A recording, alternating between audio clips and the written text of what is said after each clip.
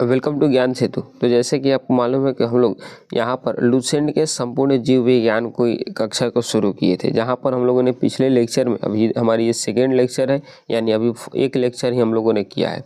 उस लेक्चर में हमने बायोलॉजी का परिचय जाना था कि बायोलॉजी होता क्या है, क्या चीज़ इसमें पढ़नी है, बायोलॉजी की कितनी शाखाएँ हैं, उन सब के बारे में पढ़ा था। आज हम चैप्टर नंबर 1 से शुरू कर रहे हैं, जीवधारियों का वर्गीकरण। तो ये पार्ट 1 है हमारी, ये आपकी लुसेंट की किताब है। तो चलिए आप लुसेंट की किताब अपना निकाल लेंगे और हम अपनी क्लास को शुरू करेंगे। हाँ जी, तो हम आ चुके हैं अपने चैप्टर नंबर 1 जीवधारियों के वर्गीकरण पर। ये हमारी चैप्टर 1 है, ध्यान में रखेंगे। चलिए हम इसको शुरू करते हैं। सबसे पहले अरस्तु द्वारा समस्त जीवों की 2 समूहों में विभाजित किया गया था, एक जंतु समूह और एक वनस्पति समूह। आप जानते हैं बायोलॉजी के सेक्शन को इसने 2 पार्ट में बांटा था, एक जूलॉजी और एक आपकी बॉटनी, जूलॉजी और बॉटनी। और अरस्तु को ही जीव विज्ञान की क्या कहा जाता है, पिता कहा जाता है। अब सुनेंगे, लिनियस ने भी अपनी पुस्तक सिस्टम नेचुरा में संपूर्ण जीवधारियों को 2 जगत में बांटा था, एक पादप जगत यानी प्लांट किंगडम और एक जंतु जगत यानी एनिमल किंगडम। 2 पार्ट में इसको बांटा था। कौन? तो इसका नाम था लिनियस। कौन बांटा था? लिनियस। अब सुनेंगे, इधर आएंगे जरा। अभी आपकी पेज नंबर हम बता देते हैं आपको। पेज नंबर अभी आपकी शुरू में ही चल रही है, फर्स्ट पेज है जीव विज्ञान का, वहीं आपकी चल रही। सुनेंगे, लिनियस ने वर्गीकरण की जो प्रणाली शुरू की, उसी से आधुनिक वर्गीकरण प्रणाली की नींव पड़ी और इसलिए उन्हें आधुनिक वर्गीकरण का पिता भी कहा जाता है, फादर ऑफ मॉडर्न टेक्सोनॉमी।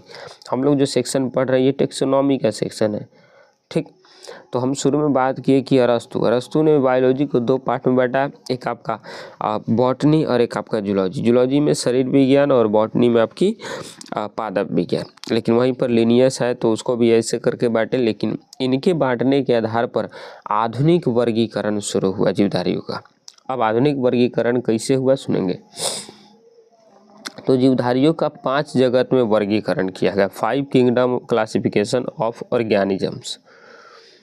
परंपरागत द्विजगत वर्गीकरण का स्थान अंततः विटकर द्वारा सन 1969 ईस्वी में प्रस्तावित 5 जगत प्रणाली ने ले लिया। इसके अनुसार समस्त जीवों को निम्नलिखित 5 वर्गों में बांटा गया है। 5 वर्ग कौन कौन? तो ध्यान में रखेंगे। पहला, मोनेरा जगत। अब कौन जानवर आते हैं, क्या है मोनेरा, सब कुछ बात करेंगे, डोंट वरी। उसके अलावा प्रोटिस्टा, उसके अलावा पादप जगत, इसके अलावा कवक, उसके अलावा आपकी जंतु। तो ये 5 जगत में पूरे के पूरे जीवधारियों को बांटा गया है। अब आइए एक एक करके पढ़ेंगे इसमें। अब सुनिए, पहला जगत आपका आता है मोनेरा। कौन सा? मोनेरा। अब सुनेंगे, इस जगत में सभी प्रोकैरियोटिक जीव अर्थात जीवाणु हो गया, साइनोबैक्टीरिया हो गई, आर्की बैक्टीरिया हो गई इत्यादि को सम्मिलित किए जाते हैं और तंतुमय जीवाणु भी इसी जगत के भाग हैं।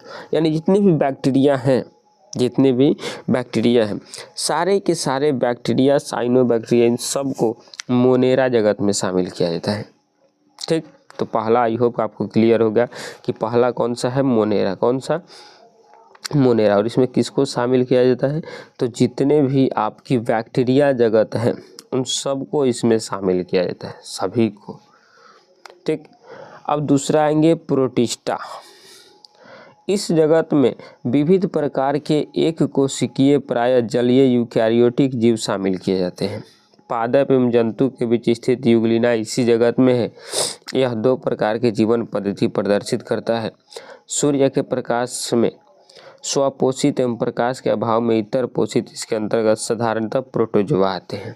अब आता है प्रोटिस्टा, क्या होता है सुने। तो हम आपको बताएं कि इस जगत में एक कोशिकीय जलीय जीव आते हैं, जैसे आपकी यूग्लिना हो गई, जैसे आपकी प्रोटोजोआ हो गई, ये सब किस में आते हैं? प्रोटिस्टा में। तो 2 पार्ट अभी तक हम बात की, एक मोनेरा में कौन आते हैं? तो जितने बैक्टीरिया हैं वो मोनेरा में आते हैं। प्रोटिस्टा जो जलीय जीव हैं वो प्रोटिस्टा में आते हैं, जैसे यूग्लिना, प्रोटोजोआ इत्यादि, ठीक। अब आएंगे तीसरा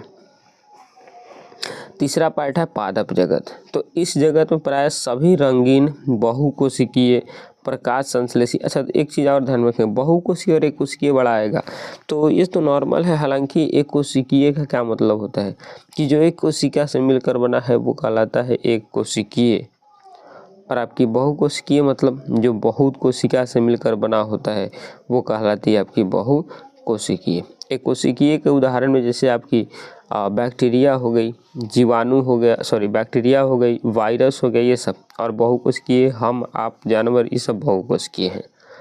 तो इसके पहले जो हम लोग बात किए थे आपकी कौन जगत, तो इसके पहले हम बात किए थे प्रोटिस्टा जगत, तो ये एक कोशिकीय से संबंधित थी। लेकिन अभी जो थर्ड नंबर हम बात कर रहे हैं पादप जगत, ये बहुकोशिकीय से संबंधित है। जैसे शैवाल, मांस, पुष्पीय तथा अपुष्पीय बीजीय पौधे इसी जगत के आपके अंग हैं। तो ये आपका तीसरा जगत कौन हुआ? पादप जगत। कौन जगत? पादप। अब आएंगे चौथा है कवक। इस जगत में वे यूकैरियोटिक तथा परपोषित जीवधारी सम्मिलित किए जाते हैं। अब आप यूकैरियोटिक समझ करके थोड़ा सा कंफ्यूज मत होइएगा, क्योंकि इसके बारे में यूकैरियोटिक क्या होती है, प्रोकैरियोटिक क्या होती है, ये हम जस्ट इसके अगले चैप्टर में कोशिका विज्ञान में पढ़ेंगे।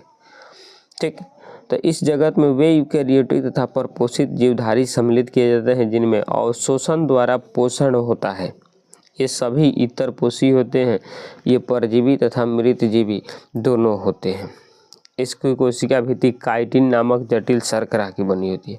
तो कवक में कौन आते हैं? तो यूकैरियोटिक परपोषित जानवर जंतु इसमें आते हैं। ये कोशिकीय होती हैं और परजीवी तथा मृतजीवी दोनों हो सकते हैं। अब आएंगे यहाँ पर 5वां नंबर, जंतु जगत। इस जगत में सभी बहुकोशिकीय जंतु भोजी यूकैरियोटिक उपभोक्ता जीव सम्मिलित किए जाते हैं। इनको मेटाजोआ भी कहते हैं। जैसे हाइड्रा, जेलीफिश, कृमि, सितारा मछली, सरीसृप, उभयचर, पक्षी, स्तनधारी जीव इसी के अंग है, जंतु जगत के अंग है। तो ये आपका 5 वर्गीकरण कौन किया था?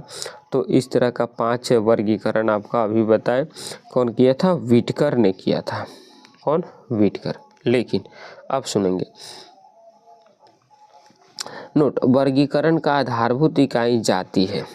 ये आपका जो वर्गीकरण किया था व्हिटकर ने किया था, लेकिन अब इसको और थोड़े बढ़िया में वर्गीकरण करेगा एक और अगला वैज्ञानिक जिसका नाम होगा कैरोलस लिनियस। कौन?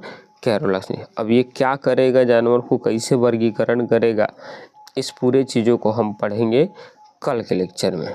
तो आई होप आज का लेक्चर ये थोड़ा बहुत समझ में आया है। हालांकि अभी नए हैं आप लोग तो थोड़ा समझने में दिक्कत होगी, बट कोई ना, धीरे धीरे सब चीज़ें समझ में आ जाएंगी। आप इतना पढ़ कर आइएगा। मिलते हैं नेक्स्ट वीडियो में, तब तक के लिए जय हिंद, जय भारत।